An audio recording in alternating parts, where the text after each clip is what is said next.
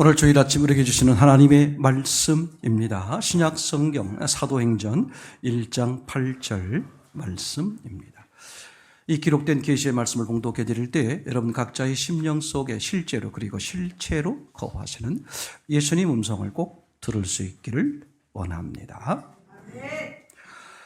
오직 성령이 너희에게 임하시면 너희가 권능을 받고 예루살렘과 온 유대와 사마리아와 땅 끝까지 이르러 내 증인이 되리라 하시니라. 아멘.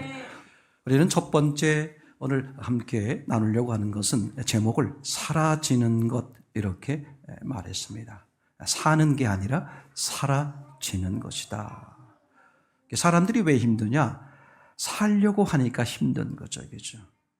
그럼 어떻게 하면 사는 게 쉽냐? 사라지면 쉽죠.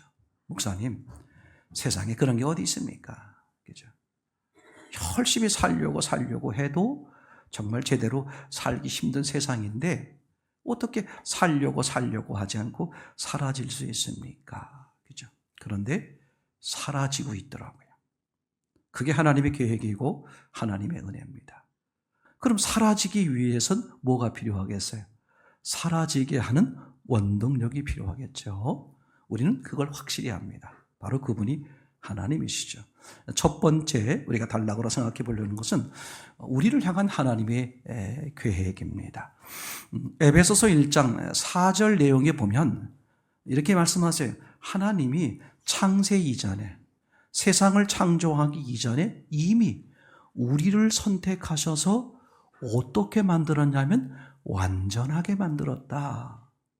그러니까 그 하나님이 우리를 흠없고 거룩하게 우리를 창조 이전에 이미 그렇게 계획하셨다는 거예요. 그걸 제 언어로 표현하면 하나님 입장에서 볼 때 우리를 완전하게 하셨다. 그죠? 그리고 그 다음 절에 보면 완전하게 하시는 것을 하나님이 아들 예수 그리스도의 십자가와 부활을 통해서 그걸 완성해 놓으셨어요. 그리고 그 다음 절에 이어서 말씀하시길 왜 그렇게 하셨느냐? 사람들로 하여금 와우, 하나님이 우리에게 이렇게 상상할 수 없는 은혜를 베푸셨구나 하는 것이 알아지면 어떻게 하겠어요? 그분을 섬기고 그분을 찬양하는 게 저절로 나오겠죠. 이게 인류를 향한 하나님이 처음부터 계획이었어요. 언제 계획? 창조 이전부터 계획이죠. 그래서 하나님은 이제 하나님 자신을 사람들에게 표현할 때 두 번째 단락에 하나님 자신의 호칭을 다르게 쓰고 있죠. 시편 5편 1절에서 3절까지 보게 되면 이렇게 표현되어 있습니다. 이제 한 분이 하나님 앞에 이제 기도하는 거예요. 기도하는데 이렇게 합니다. 1절에 여호와여 이렇게 기도합니다. 여호와여. 그리고 2절에 가서는 나의 왕, 나의 하나님이여 이렇게 기도해요. 아니 금방 기도하시는데 우리 어린아이들 장난꾸러기들처럼 1절은 부처님께 기도하고 2절은 공자님께 기도하고 이런 게 아니란 말이에요. 그죠? 한 분에게 기도하는 건데 이 기도하는 분이 그분에 대한 호칭을 1절에서는 여호와여 나의 기도를 들으시옵소서, 2절에서는 나의 왕 나의 하나님이여 하고 또 어떻게 돼? 이렇게 호칭을 바꾸어서 부르는 거예요. 그리고 다시 3절에 와서는 또 여호와여 이렇게 표현을 하죠. 성경을 보게 되면 하나님 스스로가 자신을 얘기할 때 어떤 때는 하나님, 어떤 때는 여호와 이렇게 말하기도 하죠. 그죠? 가정에서는 부인 쪽을 바라볼 때는 남편으로서, 아이들을 바라볼 때는 아빠로서, 또 회사에서 바라볼 땐 사장님으로서 이렇게 다양하게 자신을 다양한 언어로 표현하곤 그러죠. 그럴 때 사장님으로 표현할 때와 남편으로 표현할 때와 아빠로서의 표현할 때 그 뒤에 하려고 하는 얘기가 완전히 다르겠죠. 그러니까 하나님은 같은 우리 사람들에게 왜 자신을 때로는 하나님이 말하겠는데 이렇게 말하기도 하다가 또는 여호와가 말하겠는데 그러면 어떻게 되겠어요? 같은 하나님이지만 좀 다른 내용을 말하고 싶어 한다. 그래서 하나님 자신에 대해서 성경은 사람들에게 어떻게 말하고 있나를 봤더니 크게 나누어서 세 가지 호칭이 있더라고요. 하나는 하나님. 한번 해보시겠어요? 하나님. 저를 보시면 하면 안 돼. 오해하십니다. 네. 위를 보시면서 또 아내를 하시면서 하나님. 예. 두 번째는 여호와요. 세 번째는 임마누엘이에요.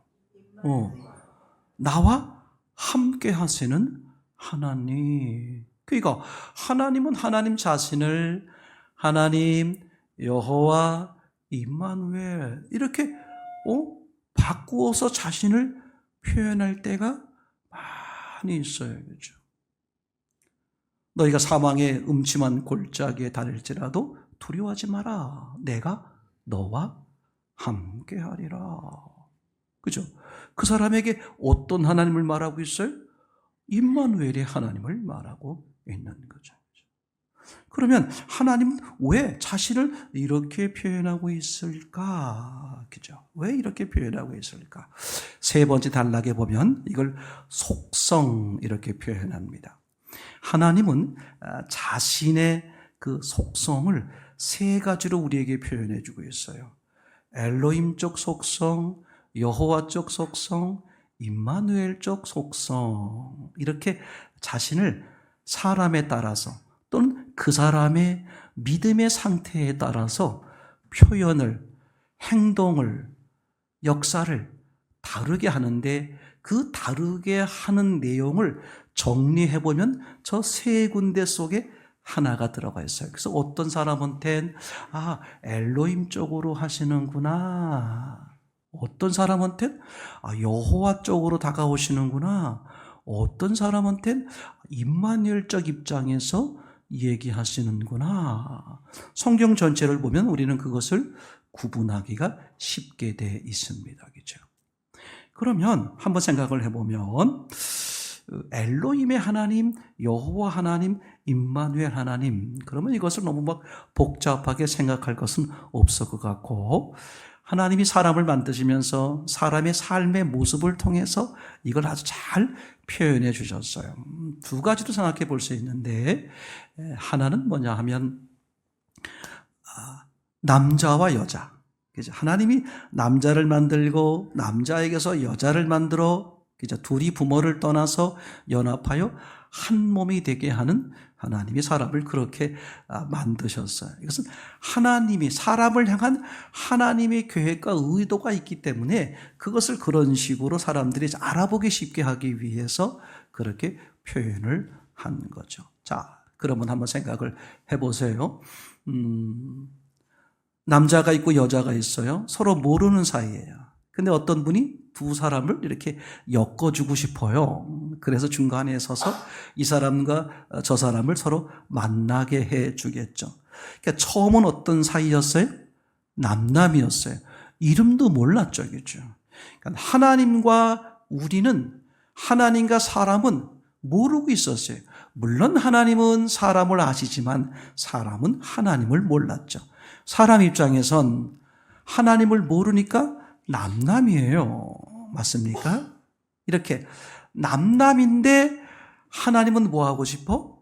만나고 싶은 거예요. 사랑하고 함께하고 싶은 거죠. 그래서 이렇게 어떻게 합니까? 중간에 다리를 놔서 나를 좀 저 사람을 만나게 해 주십시오. 이렇게 해서 이제 만나는 과정이 생기는 거죠. 맞습니까? 그게 대표적으로 아브라함을 통해서, 모세를 통해서, 다윗을 통해서, 선지자들을 통해서, 왕을 통해서 이렇게 여러 역할들을 통해서 하나님과 사람이 모르고 있다가 하나님을 만날 수 있는, 알게 되는 기회를 만들어주는 거죠. 마치 남자의 총각 처녀가 처음 만나 중매할 때 남남이었어요. 그 이름이 뭐죠?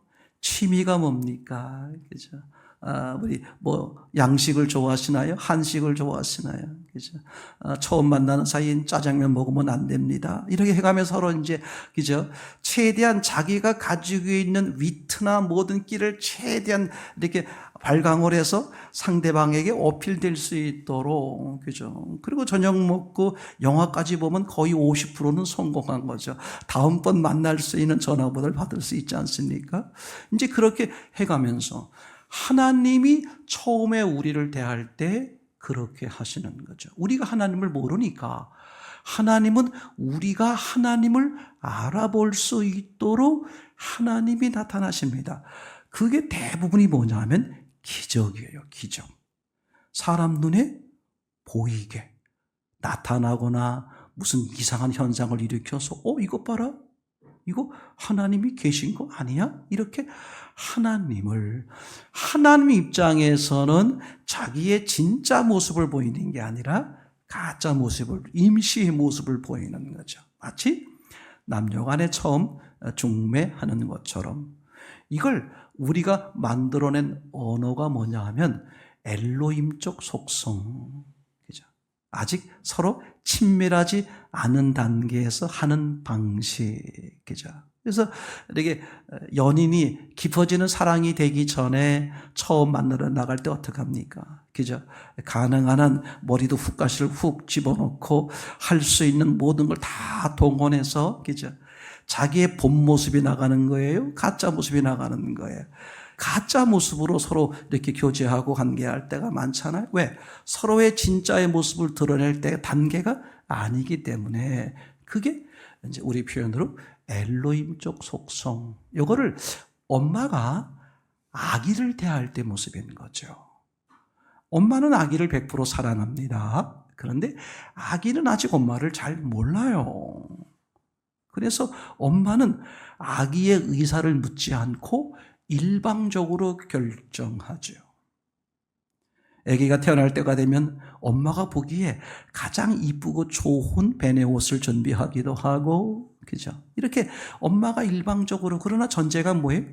사랑이 전제가 되는 거죠. 내 목숨보다 더 귀한 존재, 그런 마음으로 엄마가 봤을 때 아기에게 가장 좋은 것으로 이렇게 대해주죠. 그러나 아기의 인격을 전적으로 존중한다든지 그런 건 없죠.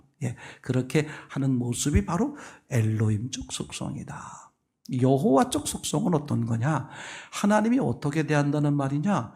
이제 사람들이 하나님을 알아보게 된 거예요. 하나님 정말 눈에 안 보이지만 계시는구나. 그러면서 하나님의 본래의 모습을 알고 싶어 하고, 또 하나님도 내가 꾸민 내 모습을 보고 싶은 게 아니라 내 진심된 마음을 보고 싶어 하는구나. 나도 내 진심된 마음으로 표현하기도 하고, 서로 간에 인격적으로 사랑하는 관계, 남녀로 말하면 사랑하는 연인 관계가 된 거죠. 엄마로 말하면 갓난아기가 아니라 엄마의 말을 알아듣고 대답하고 교류가 가능한 청소년쯤 되는 그런 단계가 되는 거죠. 이것을 인격적 관계의 시작, 여호와적 속성이다, 이렇게 표현을 하게 되는 것이죠.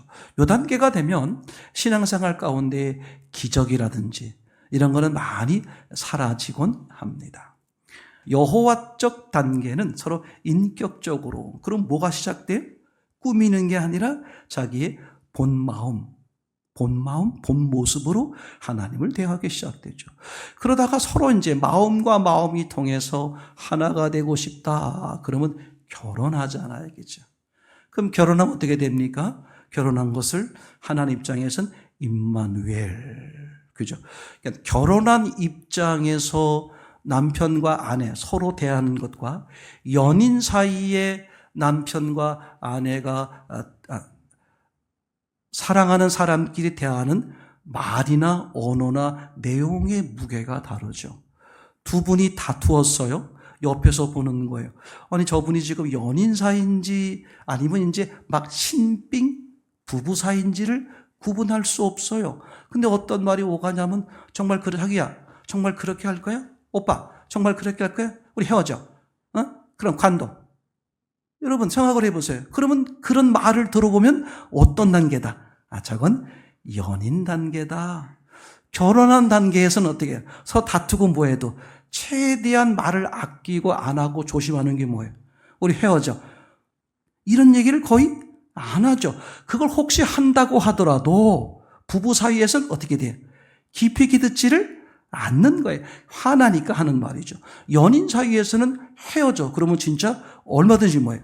헤어질 수 있는 거잖아요. 그러니까 이게 중요합니다.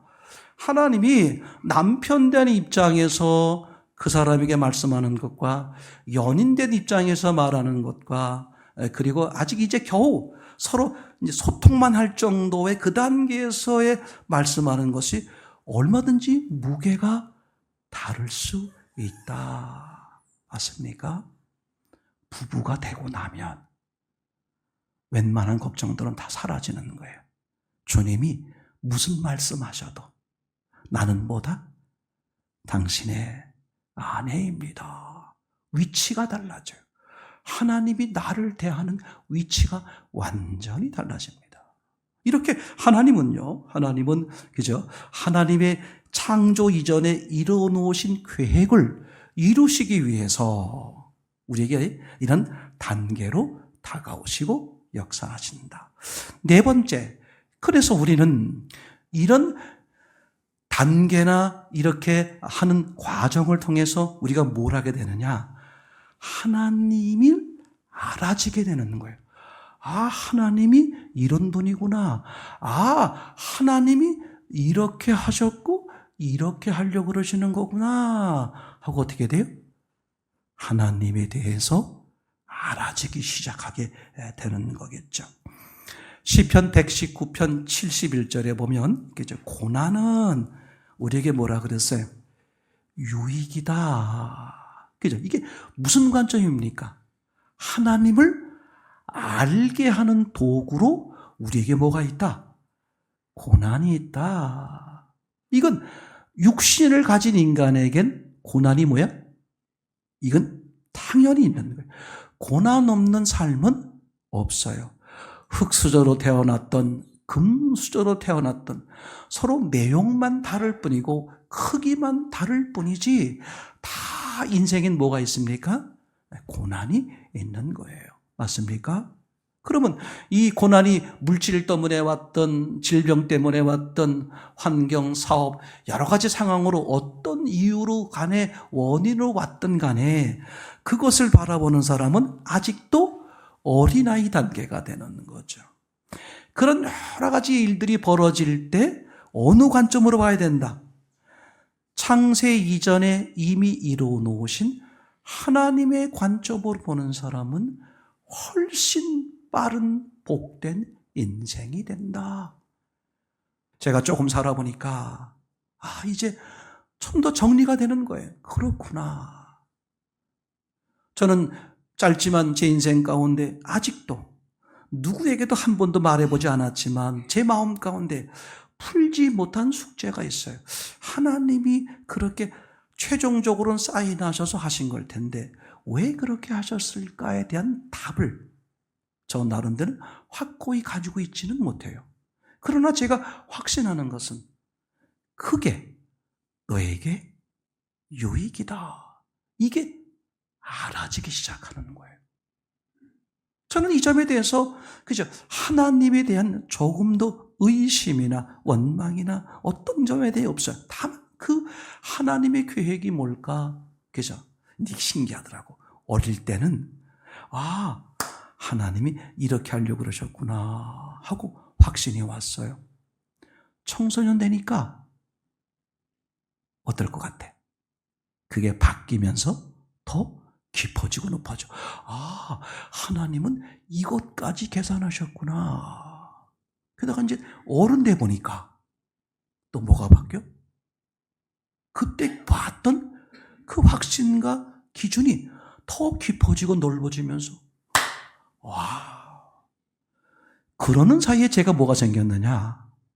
어릴 때는 그 눈앞에 내가 원했을 때 엄마가 들어줬어, 들어주지 않았어. 안 들어주니까 이거 우리 엄마 아닌 거 아니야? 뭐 이렇게 시작하면서 해서 그 좁은 바구니에서 엄마만 봤다면 청소년 때 본 엄마의 모습은 훨씬 더 큰 분이었어요.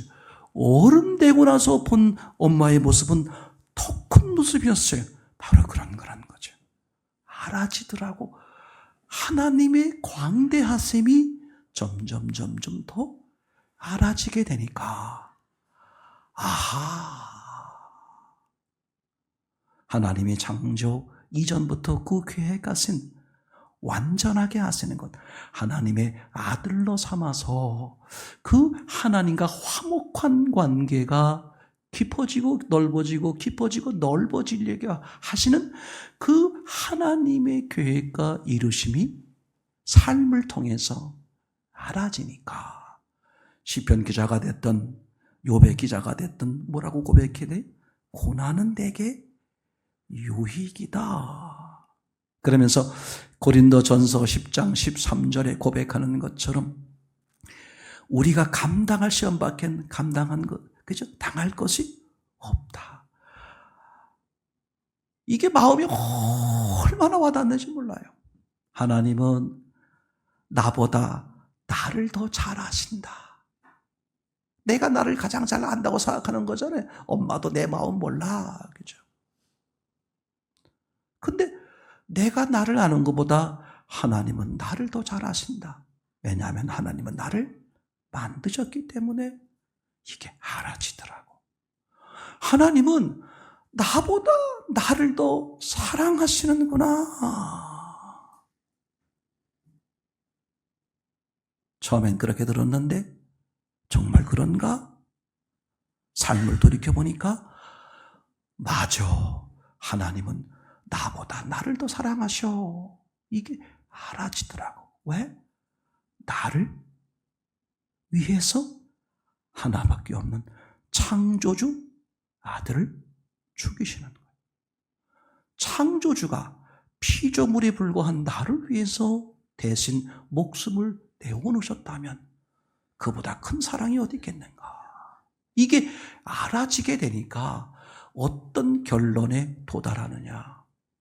그러므로 지금까지도 그랬지만 이후로도 하나님은, 나를 잘 아시는 하나님, 나를 사랑하시는 하나님은 언제나 내게 가장 좋은 걸 주신다. 믿어지는 거예요. 신앙이 복잡하거나 어려운 게 아닙니다. 돈을 쫓아가기도 하고 세상을 쫓아가기도 하고 어떤 것들을 쫓아가기도 합니다. 예, 나무랄 일이 아닌 거죠. 그게 하나님을 모르는 입장에선 당연한 거예요. 그런데 그것들이, 그 평생 쫓아갔던 그것들이 나를 책임져 주는 게 아무것도 없었어요. 우리나라에서 최고 굴지의 최고의 세계적인 기업의 회장님도 노년에 아프시고 힘들고 어려우니까 병원 생활 오래 하시다가 소천하셨어요. 그렇죠? 왜? 돈이 없어서, 명예가 없어서, 권력이 없어서. 그렇죠? 아, 사람은 하나님께 있는 거구나. 이 하나님을 일찍 발견하는 사람일수록 그 인생은 상상할 수 없이 놀랍게 펼쳐지는 것이죠. 그렇죠? 부모님들은, 특별히 엄마들은 자식들이 잘 되기를 학수고대하고 할 수 있는 힘을 다 해야 합니다. 남의 집에 가서 설거지통을 뒤져서라도 자식이 잘 될 수만 있다면 무슨 희생, 무슨 숨어도 다 당하리라. 그게 부모의 마음이잖아요. 그렇죠? 그런데 부모가 키우는 게 아니더라고. 예수 그리스도. 부모의 할 일은 자식을 빨리 최대한 하나님을 만나 그분 안에 들도록, 그게 부모가 해야 될 자식을 향한, 어른이 해야 될 아이들을 향한 최선의 사랑인 거죠. 이렇게 하나님의 계획이 알아지게 되면 그 다음 단계는 어떻게 되느냐? 5번째, 믿어지게 되죠. 그렇죠? 믿는 게 아니라 믿어져. 억지로 하는 게 아니라 알아줘. 알아지고 나니까 와우, 하나님이 이미 창세 이전에 당신의 아들을 죽이시고 다 계획하셔서 이미 나를 하나님의 아들로 삼으셨구나. 그럼 내게 뭘 원하는 거예요? 그래서 그 하나님과 함께 가족이 되어서 하나님과 화목한 삶을 영원히 살자는 거구나. 이게 알아지니까 어떻게 돼버려요? 이 알아지는 순간 내 안에서 뭐가 생겨버려? 믿음이 생겨. 믿음이. 아브라함이 그죠? 느닷없이 하나님이 나타나셔서 나를 따라와라. 그죠? 내가 지시할 땅으로 가라. 장소도 알려주지 않고 내가 지시할 땅으로 가래. 아브라함이 출발을 하긴 했는데 그 장소로 가긴 가야 되는데 모르잖아요. 그러니 어떡할 수밖에 없어. 내가 지시할 곳으로 가라 그랬으니까 매일 눈만 뜨면 어떻게 되겠어요? 하나님을 쳐다보겠죠. 오늘은 어디로 가야 됩니까? 그래서 하나님만 따라가다 보니까 그 장소에 도착하게 되더라고요. 그런데 하나님만 따라가다가도 여러 가지 일을 만나면 무슨 일이 벌어져요? 이게 정말 제대로 가는 길인가? 하나님 음성 맞아? 잘못된 거 아니야? 그래서 자기 생각에 이렇게 가고 저렇게 가고 그러다가 자기 아내를 위험에 처했을 때 몇 번이나 팔아먹기도 하고 많은 고난을 겪잖아요. 그 과정을 통해서 뭘 알아버렸어요? 어떤 경우에도 하나님이 나와 함께 하시는구나. 왜? 자기가 코너에 몰려서 죽을 판이 되었을 때 하나님이 나타나셔서 다 건져내더라고요. 이거 뭐야? 나는 엄한 길로 갔는데 하나님은 쫓아오셔서 나를 건져내네? 그 과정을 통해서, 그런 고난을 통해서, 그런 인생을 통해서 하나님이 나와 함께 하시는구나. 하나님 입장에서 처음부터 나를 따라와라. 너의 목적지는 가나안이 아니야. 너의 목적지는 바로 나야. 하나님 자신이야. 그 얘기잖아요. 그걸 알아버린 거야, 아브라함이. 그게 뭐가 생겨버려? 그 과정 속에서 믿음이 생겨. 12장에 따라오라 그랬는데 15장에 가서 뭐라고 말해요? 아브라함이 여호와를 믿으니 알아지니까 뭐가 생겼어요? 믿음이 생겼대. 그때 여호와가 뭐라고 말해? 그게 그 믿음이 바로 너를 의롭게 하는구나. 그러니까 창세기 22장 가서 그죠? 인간적 입장에서 보면 최악의 문제, 자식이 죽는 문제. 그것도 자식을 누가 죽이라는 거예요? 아버지가 죽이라는 거예요. 그 최악의 문제 앞에서도 조금 더 거침이나 두려움이나 근심 없이 새벽에 일어나서 자식을 바칠 수 있었던 이유. 하나님이 나와 함께 하시는 게 믿어지니까. 언제나 내게 가장 좋은 걸 주시는 게 믿어지니까. 이 믿어지는 것을 지난 시간 전도사님 표현에 의하면 확신이다. 이렇게 표현하는 거죠. 알아지고 믿어졌어요. 그 마지막 단계가 뭐겠습니까? 그렇게 살아지는 거죠. 그죠? 사도행전 1장 8절 말씀은 함께 읽어보셔야 되겠습니다. 시작. 오직 성령이 너희에게 임하시면 너희가 권능을 받고 예루살렘과 온 유대와 사마리아와 땅끝까지 이르러 내 증인이 되라 하시니라. 아멘. 저는 처음에 교회를 다니면서 증인이 되라, 열심히 전도하고 봉사하고 헌신해야 되겠다, 이렇게 증인이 되자, 우리가 예수님의 증인이 되자, 나가자 이렇게 아주 한참 외치고 그렇게 했어요. 신학교를 들어갔는데 어떤 과목의 첫 번째 시간인데 그 교수님이 학생들을 향해서 이렇게 물었어요. 사도행전 1장 8절을 보고 드는 생각을 각자 이야기해봐라. 저는 이제 1장 8절을 보다가 어떤 게 마음에 탁 걸렸냐 하면 증인이 되라. 성령이 임하면 권능을 받게 되고 예루살렘, 유대, 사마리아와 땅 끝까지 내 증인이 되리라. 난 증인이 되라 하고 다시 교수님이 읽어보라 그래서 읽어보는데 증인이 되라고 써있지 않고 되리라 그렇게 써있어요. 되는 것은 내가 노력해 되는 건데 뭐라고 써있어요? 되리라. 너 그렇게 돼. 네가 노력하지 않아도 그렇게 돼. 되리라. 그렇게 말하고 있어요. 그럼 이상하다. 내가 온 힘을 다해서 뭘 해야 되는 것이라 알았는데 뭐라고 말해? 아니, 된다는 거야. 너의 너의 노력과 너의 능력과 상관없이 그렇게 되어진다는 거예요. 저는 이걸 오토매틱 자동이다 그렇게 말해요. 그럼 어떻게 가능할까?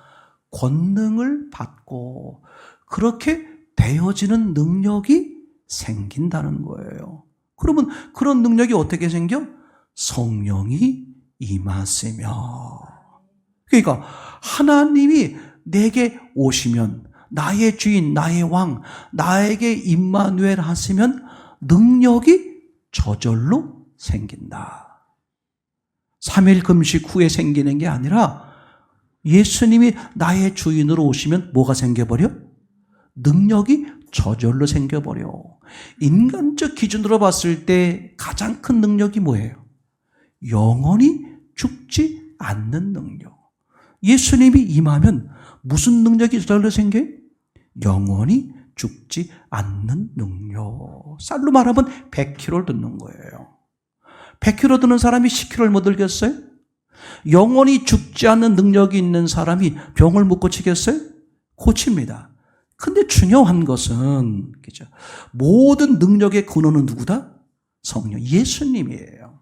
내가 아무리 원할지라도 예수님이 동의하지 않으면 그런 역사는 일어나지 않는 거죠. 그러나 우리에겐 누구에게나 예수님이 영접되어 주인된 사람에겐 인류가 그렇게 고민하고 해결할 수 없었던 죽음의 문제를 완벽히 저절로 해결되어질 뿐만 아니라 그분과 관계가 깊어지면 깊어질수록 삶에 있어서 수많은 능력들이 어떻게 돼요? 나타나지는 거예요. 되어진단 말이죠. 알아지게 되면 믿어지게 되고 믿어지게 되면 어떤 일이 벌어진다? 그렇게 사라지게 되는 거예요. 알잖아요. 여러분, 미워하면 안 됩니다. 그렇게 하면 목사님 맞아요. 근데 알잖아요. 억지로 어떻게 되냔 말이야. 신기해요. 마음에서 해결되면 내가 화가 나야 되는데 왜 화가 안 나지?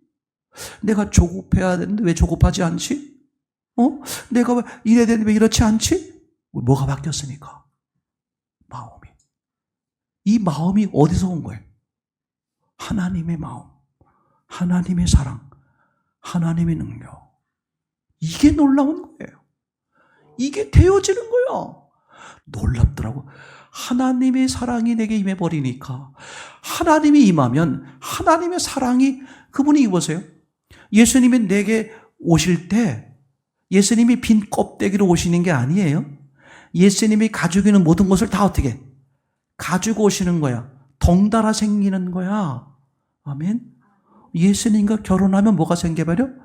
예수님의 부, 예수님의 능력, 예수님의 지혜, 예수님의 사랑, 예수님의 모든 게 어떻게 돼? 그냥 따라오는 거야. 아멘입니까? 이게 얼마나 놀라운 사실인지 몰라요. 저는 간곡히 부탁드립니다. 살려고 용을 쓰지 말고 사라지는 것이다. 그럼 사라지기 위해선 알아져야 돼요? 알아지기 위해선 누구에 집중하라? 예수님이요. 제가 아이들에게 한마디만 말하라 그러라면 이렇게 말하고 싶어요. 아이들에서 청소년이 되는 아이들에게 하는 하고 싶은 말. 제 한마디로 함축돼 표현하면 아이들은 오해할 수 있지만 어른들은 오해하지 않을 것 같아요. 너는 목사님은 네가 어떤 신앙이 되길 원하느냐? 네 엄마의 말을 거절할 수 있는 신앙이 되기를 바란다. 사람 관계에서 가장 거스르기 어려운 말이 무슨 말이에요? 엄마의 말이에요.